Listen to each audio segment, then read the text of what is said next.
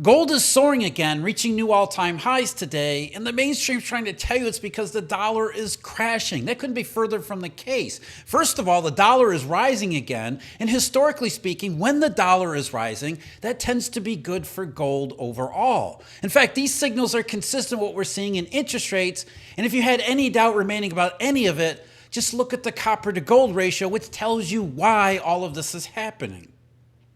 To begin with, there is zero hint of tariff inflation. Instead, a ton more evidence pointing directly and indirectly, as we'll see, to the real danger to the U.S. economy, and that's the jobs market. And if the American economy takes a turn for the worse, that only elevates the need for an error hedge like gold going forward. And under those conditions, funding in the Eurodollar system is going to be problematic, maybe even more deflationary like in March and April. So that means the rising dollar exchange value not falling. And sure enough, the dollar's got an upward bias the past 2 months, which is one reason why you haven't heard as much about Sell America more recently. When interest rates are falling, the dollar is rising, and gold is soaring, that's when you know you've got a bad combination. And you can't possibly get a better, more accurate confirmation for that than the copper to gold ratio, which today is a mere fraction of a percentage point above another 40-year low of its own. If you think gold is soaring because of inflation or a crashing dollar, then look no further than the copper to gold ratio. A low level in that ratio suggests deflation, not inflation, and these ultra low, ridiculously low levels that we've been getting more recently are everything that we continue to see wrong with the general economy heading in that direction. All roads leading to low interest rates that stay low for a lot longer, and more importantly, the conditions that bring all of this about. And it's not tariff inflation, it's not a lower dollar, it's deflation and depression economics. And the flat part of the beverage curve is another big one of those signals. So before getting to copper to gold and gold overall and what's really happening in the dollar, we can see from the real economy in the US this one key angle for why gold is setting all-time highs. We keep getting more evidence for the beverage curve shift, either as a real threat or maybe even the shift that's taking place right now already. And one of those indirect pieces of evidence comes from something like construction spending. Now, the Census Bureau said today, for the month of July, total construction spending declined by 0.1% month over month. It was the 9th straight contraction in spending, and 10 out of the last 11 months were declines, with the 11th month last October being 0. So this is a cyclical signal, and a good one. Construction activity tends to decline right before and during outright recessions. Spending peaked in June of 2007, for example, 5 months prior to the official start of the Great Not Recession. It also weakened from late 2000 into early 2001 before falling market interest rates boosted construction at least for a few months, the first few months of the dot-com recession, before that general business climate completely overwhelmed any positive impulse from lower rates, and construction spending plunged from there. So with construction spending, we're particularly interested in non-residential activity. These are capital expenditures, productive investments that companies make to either refurbish or expand their capacities. Now, what drives decisions to spend or pull back are considerations beyond the short run. Because in order to build something, it takes time to plan, to secure funding, and then get to work and complete the project. Non-residential construction is therefore more of a what's coming down the road than what's going on right now kind of a decision. If managers think that any slowdown, for example, is going to be temporary, they'll plow ahead with building whatever they've got on their pipeline. However, should they start to worry the overall economy is heading more seriously in the wrong direction, that's when they start limiting their capital outlays. Non-residential spending, according to the latest figures, dropped by another 0.5% in July, the third straight accelerating decrease in spending. And the trend, as you can see, really changed at the end of 2023, coincident to the start of the bond rally.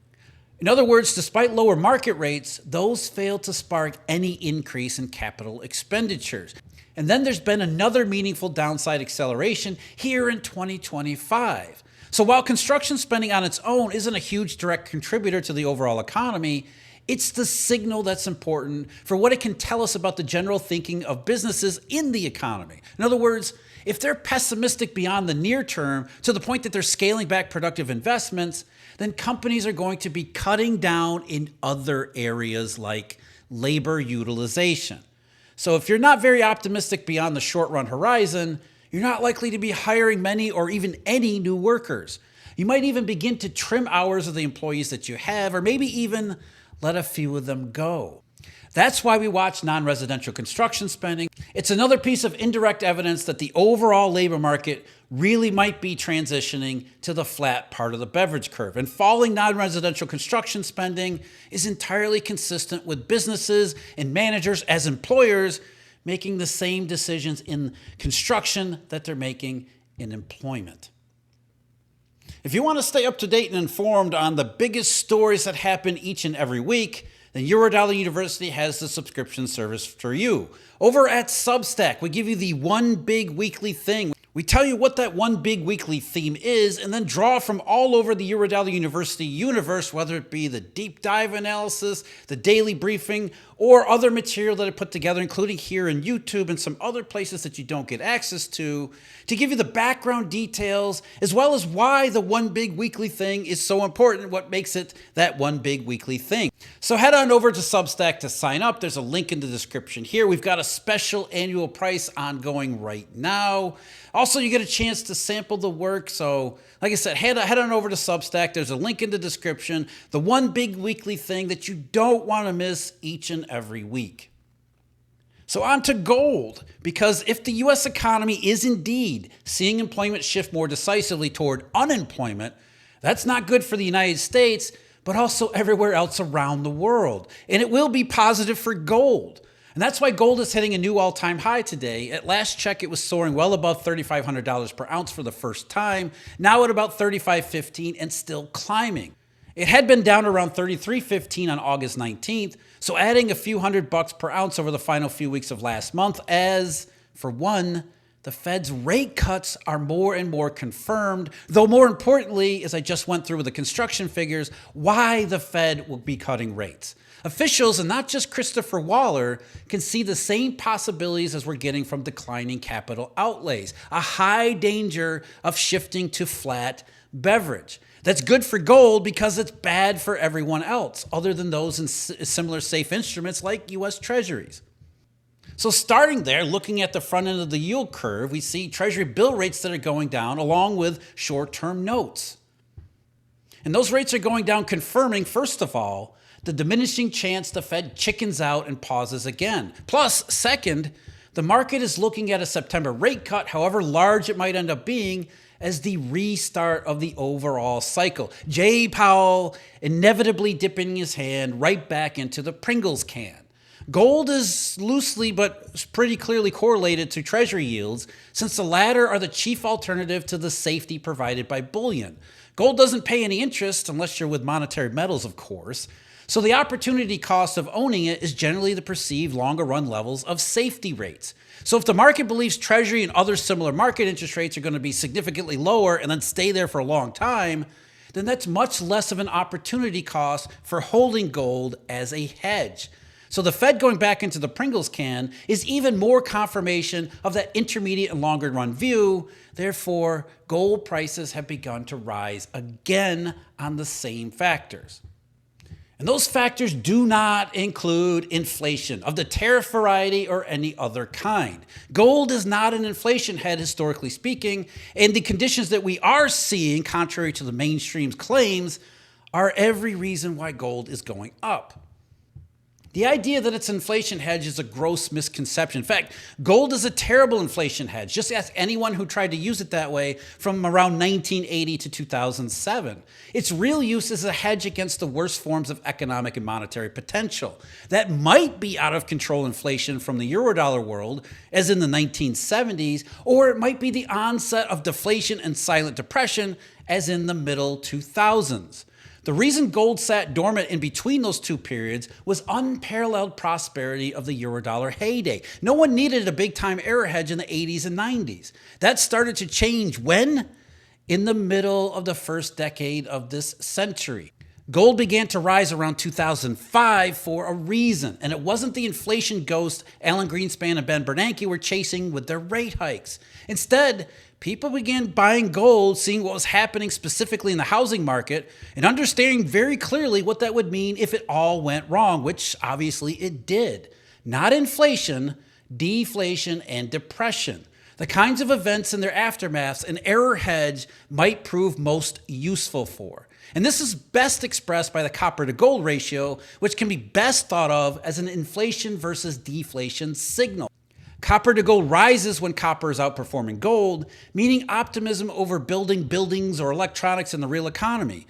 Copper to gold falls when gold is outperforming copper, meaning lesser demand for real-world commodities outpaced by buying bullion as that error hedge. And that's just what we've seen recently as the copper to gold ratio has tumbled to its lowest values in 40 years. Yep, it's lower than it was at any time in either 2020 or 2008 and 2009. Now that copper has settled down from its tariff-distorted supply squeeze earlier in the year, which pushed Dr. Copper to record, if artificial, highs of its own, we see the fundamental value of copper plummeting back to around $4.50 per pound at the CME, where it is currently. So with gold hitting all-time highs while copper is more subdued, the copper to gold ratio today is down around 0.008073%, and only a small fraction of a percentage point from its August 7th low that was set in the aftermath of the July payroll report. Now, a lot of people have trouble with that figure and really the comparisons here. How can the copper to gold ratio, this key fundamental signal, be down at worse levels than every day of 2020 and every day during 2008 and 2009? Does that mean that the copper to gold ratio is telling us to prepare for a crash? We don't see any signs for something like that, so it doesn't seem to make a lot of sense. But yet there is a lot of fundamental sense in the copper to gold ratio once you understand what it's really telling you. To begin with, the copper to gold ratio didn't really drop sharply until toward the end of the 2008 crisis, around December of that year, and again in February 2009. So it's not really a crash signal.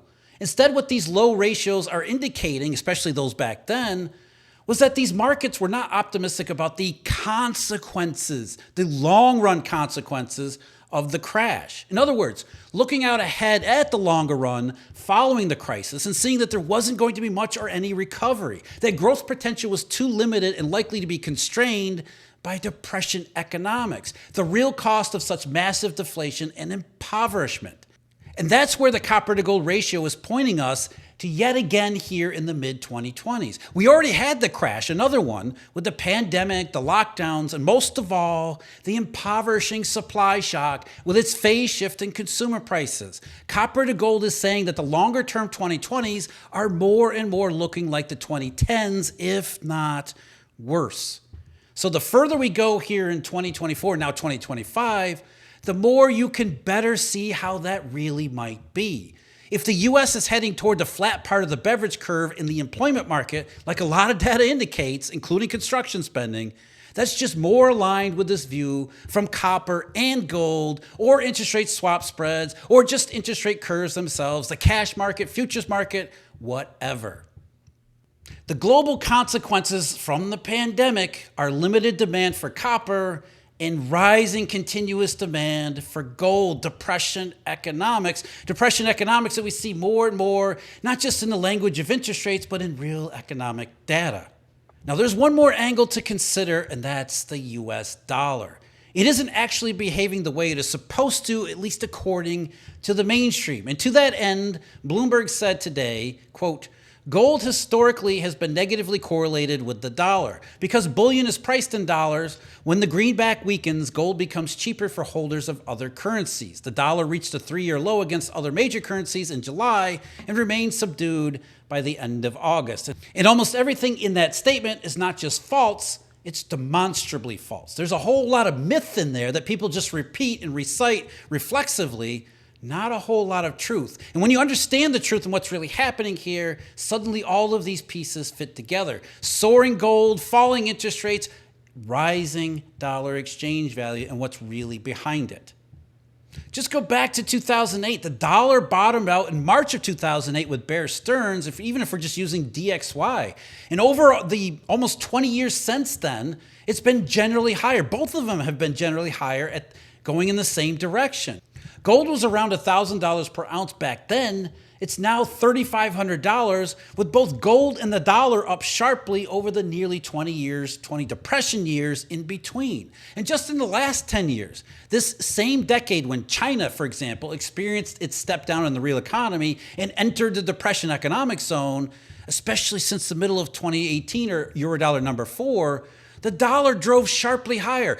Look at 2018. The dollar goes way up, and rather than depress gold, bullion prices joined in the rally. The fact the dollar has been rising at the same time as gold has been a bad signal that's joined by the yield curve, the swap market, and all the rest. And gold's latest surge began in October of 2023, right alongside the bond rally. Again, lower rates consistent with gold, both as lower opportunity cost, but also in pointing out why demand for error hedges goes up. Lower yields signaling economic and possibly monetary distress potential.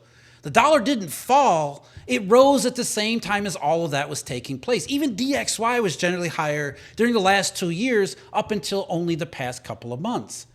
So looking at the dollar outside of just the euro, or mainly the euro, look at how the dollar soared, especially against emerging market currencies.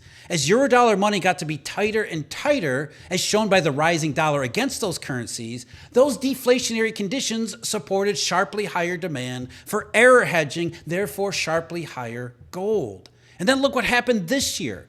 As the dollar exchange value came back down from its April extreme levels, that's when gold stopped rising and even paused. It isn't at all what the mainstream media says. Gold was treading water since April, while the extreme deflation in the dollar was cooling off. The dollar wasn't falling or crashing, and the world wasn't selling America. Monetary conditions were less extreme, so there was less demand for gold right at that time. Contrary to what the Bloomberg article is trying to sell you, the dollar has been moving higher against a lot of currencies more recently. Having turned around in July, it's now generally upward, and so too now is gold. Even the euro has been overall weaker, or at most sideways, over the past couple of months as well. In other words, dollar conditions are shifting back toward the deflationary, which is generally favorable to owning safety instruments like treasuries, that's the declining yields, or error hedges like gold, and rising gold against crashing copper, therefore crashing copper to gold. I'm telling you, once you realize the mainstream is wrong about pretty much everything when it comes to money and finance, everything starts to make so much more sense. You can start to see more clearly and understand what's really happening, so you don't have to depend upon the empty suits at the FOMC to tell you what's going on in the economy. Is there inflation risk? Is there not inflation risk? We know what the market is thinking because the market provides us these critical signals, these relatively simple signals that are relatively easy to understand once you decipher them outside of the worldview given to you by the mainstream media and the Federal Reserve and economics and economists. Gold isn't soaring because the dollar is crashing or inflation is about to let loose. Gold is setting new all-time highs because the dollar is doing the opposite of those. It is beginning to show more concrete signs of deflationary potential, and we know this without any doubt whatsoever from the copper to gold ratio being as ridiculously low as it has gotten to be, and as much as it has stayed there. Small wonder why gold is that high and the ratio that low when we keep getting more evidence in the US real economy for it shifting toward or even further down the flat part of the beverage curve. Should the US labor market stumble onto that flat part, the entire global economy is in bigger trouble than the forgot how to grow dynamic it has been struggling with the past few years of bond rallies and soaring bullion. All these roads lead to a lot lower interest rates for a lot longer. Gold isn't just going down those roads, it is blazing the trail for it. And yet another signal confirming all of this, not just lower interest rates from the Federal Reserve, but when the Federal Reserve starts to make sense about why it's lowering interest rates. Went over that in the video link below. As always, thank you very much for joining me. Huge thank you, Eurodollar University members and subscribers. And until next time, take care.